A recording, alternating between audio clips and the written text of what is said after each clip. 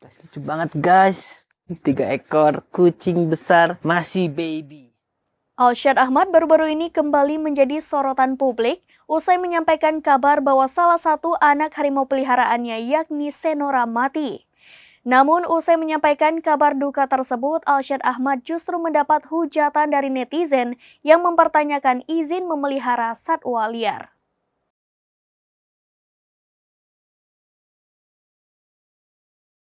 Alsyad Ahmad baru-baru ini kembali menjadi sorotan publik. Perihal asmaranya yang sudah lama tenggelam, kini ia kembali disorot usai menyampaikan kabar bahwa salah satu harimau peliharaannya mati. Harimau peliharaannya bernama Senora dikabarkan mati pada Senin 24 Juli 2023. Namun, usai menyampaikan rasa duka usai anak harimaunya mati, bukan hanya mendapatkan dukungan, Alsyad justru mendapat banyak hujatan. Ia disalahkan sebagai penyebab dari matinya Senora, sebab Alsyad kerap membuat konten untuk YouTube-nya yang mengundang banyak bintang tamu untuk melihat Senora. Beberapa juga menduga harimau tersebut terpapar virus. Namun hal itu langsung dibantah oleh Alsyad yang mengundang dokter untuk mengidentifikasi penyebab kematian Senora. Usai diperiksa, Alsyad menyebutkan penyebab kematian Senora bukan karena virus. Kemudian melalui kolom komentar, seorang netizen menanyakan berapa ekor anak harimau yang mati di bawah pengawasan Alsyad.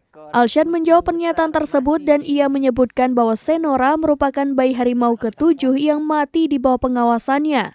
Jawaban Alsyad itu menuai banyak hujatan dari netizen dan kini jawaban Alsyad itu sudah tidak ditemukan lagi.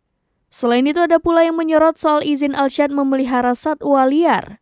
Sebelumnya Alsyad mengatakan ia sudah mengantongi izin resmi memelihara harimau.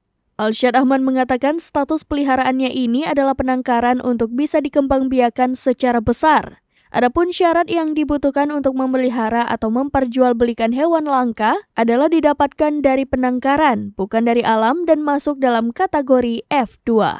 Ini 2 nih, head. Tampol.